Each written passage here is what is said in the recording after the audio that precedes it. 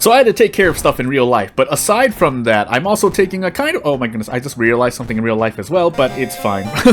I look down at my clothes. It's something about my clothes as we get a Herald run, but we'll play our character, the character we were playing for the last 2 episodes one more time, as we actually have a random item stat run, so this katana may be not that much worse, but obviously an extra point decreased in terms of damage dealt would not be great, but... Let me clear my voice as I get into... Herald, World of Horror, random item stats, blowing out the microphone, and a custom character that actually, the stats are really, really good. I've just been fumbling here and there. Second encounter, dexterity, light, knowledge, charisma, and maybe a strength check. Every single stat check, no Takshi-san, light check, and a second encounter first. So, yeah, not really much else to say for this run. But yeah, I was taking kind of, like as always, as I mentioned before, whenever I finish something, even if it's something during development, I do like to take at least 24 hours at minimum. Really, it should be 2 days, but obviously, if you know my personal circumstances, I don't have that time. But that doesn't change the fact that, in my experience, usually when I try to do something and release something or get something done and move on before my 24-hour, rest period, which allows me to at least research something else. So it's not like I'm just going completely on hiatus or vacation for a day or two. But as we get Vigil, Painting, Kana, Shuttle, and Story, that extra period, I mean, at least for me, evidence-wise, it's gone better for me than it's gone... And by that, I mean, it's usually gone badly if I try to rush something through. So, that's why I usually like to take a day or two to kind of wait for things. Usually as it pertains to working on projects. Again, game dev, writing, whenever I finish a piece of fiction, whether it's short, whether it's a chapter, whether it's a paragraph, that I feel like I put enough work into. Nice 12 roll, by the way, game. I forgot to do the police station. We'll do it now. Police patrol downtown and get the prep started. But, yeah, I like to sit on things for like 24 hours minimum. But really, it should be about anywhere from like 36 hours to 2 days. Oh my goodness, these 12 rolls, by the way. And yeah, and then I move on. But I feel like at this junction of where I'm at, as I finish basically a part of what I was doing game dev, it's a little kitten. But what I'm trying to say is that before I move on, because essentially I'm at the point where I'm doing things redundantly, if that makes any sense, or I'm repeating my phase. You know what, let's just go into behind the scenes. I didn't want to talk, well, it's because the example I can use is basically what I'm doing, the game I'm making. So, excuse me if all I'm talking about is my own game development, which, I mean, I swear I'm thinking about the game as well. But we're using a katana, and we have Kana with us. There's not really much else to talk about, although I just realized we're taking a lot more damage than expected. Why? Did Kana leave, by the way? Kana left. It's right after that investigation, too, so that's kind of unfortunate, but... yeah, so basically, Little Kitten happens over the course of pretty much 7-ish days. Because I haven't tried doing everything, because I need to actually see how it paces, how the player's paced. And by that I mean, when I test it myself, I want to see how paced the gameplay is, because I didn't really plan for the game to be longer than 1 or 2 hours.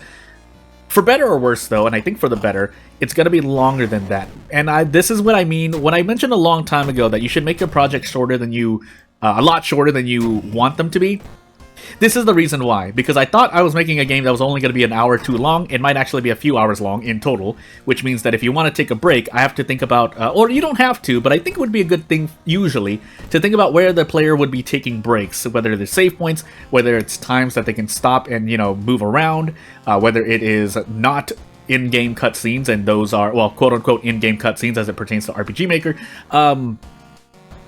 Yeah, you don't want the player to just be sitting there locked into whatever they're trying to do. By the way, we could take Vigil now. We're a little hurt, so I'm going to take Shuttle instead and probably Story right after. Now, at the end of Story, I will be hurt as well, but I'll fare better with Kana by my side, so here's hoping.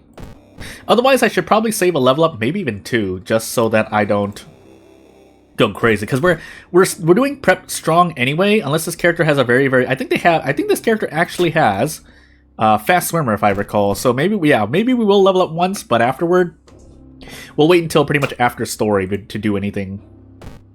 But anywho, yeah, so the game is going to happen over the course of 7 in-game days, but will some days be shorter? Based on how I plan things out, I don't want to go too specific because obviously things can change, but I do know for sure The game is going to be 7 in-game days-ish. It might be a little quicker, might be less, might be more. It can certainly be less based on what you do, but I'm of the, and if you've heard me talk about things before, at least in terms of game dev, you'll know that I prefer making games with replayability, and that does, in this case, mean kind of a looping game. Now, I'm not doing any time shenanigans. Well, I guess you might call that time multiverse shenanigans, but it's not really, like, until I release something that you can get your hands on, I guess it doesn't make as much sense. But I promise you, I'm not going heavy into multiverse and stuff. There's certainly going to be meta stuff as it pertains to outside of, you know, finishing the game, but, I mean, that's more for your convenience, I feel. Specifically, basically an extra room where you can view events and stuff. Now, that's not given to you at base for RPG Maker, but you can make it happen, essentially. So, hey. I could reroll here. We have a lot of Doom to work. I'm going to reroll one. No, I'm going to take Dexterity. Who am I kidding? We have every single stat check. We probably should 8 some of our stats. I can't spell. E-I-G-H-T space. Yes, I use that as a verb there. Let's just take the stamina damage, by the way. But yeah, usually an extra room where you can see, in the case of like more sophisticated games, which does not include, well, actually kind of, depending on how much I do. Probably not very much. But it's basically CGs, events, endings, so on and so forth.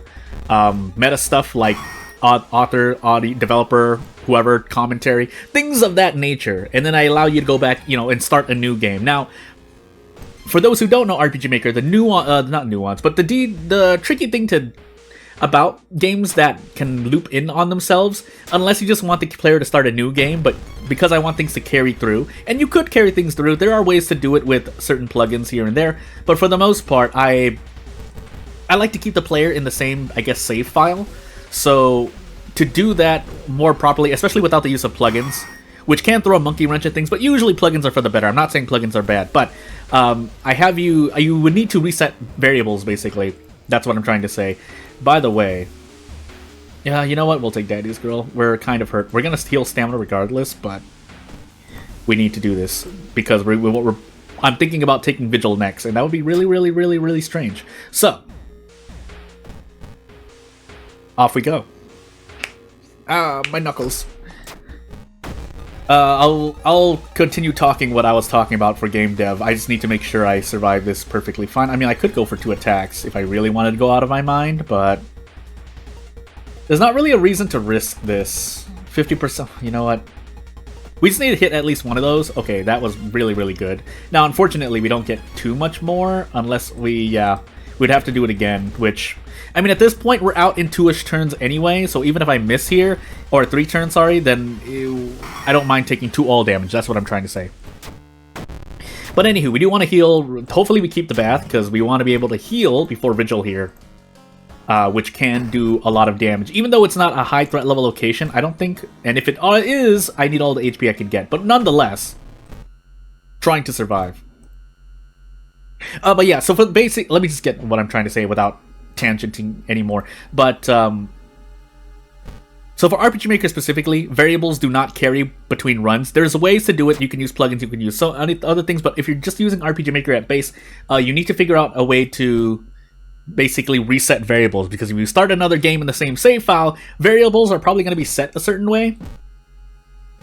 And so, this is not feasible for, I would assume, at least a good handful of RPG Maker games, but if you are planning for it, then you can make more appropriate decisions in terms of, you know, knowing how many variables you want to work with, spacing out those variables, organizing those variables to be, and basically setting them all to their initial state. Most of the time, that's going to be like the number 0 for variables, switches are going to be off, so on and so forth. So I would need to take care of those and make sure that those variables aren't touched anywhere in between quote-unquote runs.